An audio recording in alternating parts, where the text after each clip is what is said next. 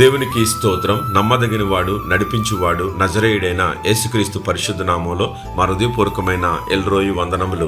మీరు చేయు పనిలోను ప్రయత్నములోను దేవుడి దినమంతా తోడుగా ఉండి నడిపించునుగాక. ఈరోజు దేవుని వాగ్దానం యోహాను సువార్త 11వ అధ్యాయము 40వ వచనం. నీవు నమ్మిన ఎడల దేవుని మహిమను చూతువు. ప్రియ దేవుని బిడ్డలారా, ఈరోజు నరులు ఏం చేస్తున్నారంటే రక్షణ లేని వారిని, రక్షించలేని వారిని నమ్ముతున్నవారు.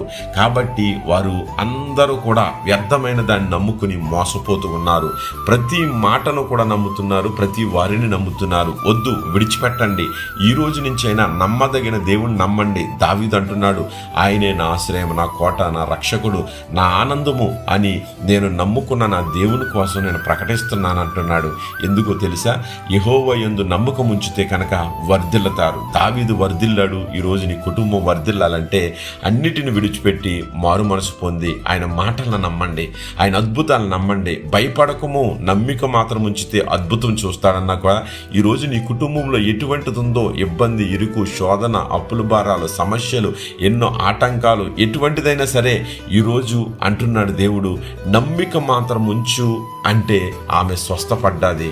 అలాగే నువ్వు నమ్మిక మాత్రం ఉంచితే కనుక, నమ్మకం ఉంచితే నీ జీవితంలో అద్భుతం జరగబోతుంది. ఏది జరగట్లేదు అనుకుంటున్నావో, శిష్యులు యేసు చెప్పిన ప్రతి మాటని నమ్మారు. వాళ్ళు మాట్లాడితే అద్భుతం జరిగింది. ఏ స్థలానికి వెళ్తే ఆ స్థలంలోనే తలక్రిందులు అయ్యే పనులు చేశారు, అద్భుతాలు జరిగించారు. ఈరోజు నీ జీవితంలో కూడా జరగబోతుంది. కాబట్టి ప్రేమ అన్నిటిని నమ్ముతుంది. కాబట్టి దేవుణ్ణి ప్రేమిస్తే కనుక ఆయన చేసే కార్యాలను, ఆయన మాటలను అన్నిటిని నమ్ముతావు. అబ్రహాము దేవుణ్ణి నమ్మాడు, అది అతనికి నీతిగా ఎంచబడ్డది, అద్భుతాలు జరిగాయి. ఈరోజు లాజర్ను లేపిన దేవుడు, అనేక అద్భుతాలు చేసిన దేవుడు నీ జీవితంలో కూడా అద్భుతాలు జరిగిస్తున్నాడు. మార్త ఆశ్చర్యపోయిన రీతిలో నీ జీవితంలో, నీ కుటుంబంలో, నీ పిల్లల పట్ల గొప్ప అద్భుతాలు చేసి, మహా ఆశ్చర్యకరం చేసి ఆశీర్వదిస్తాడు. అట్టు కృప దేవుడు మనందరికి దయచేయను గాక.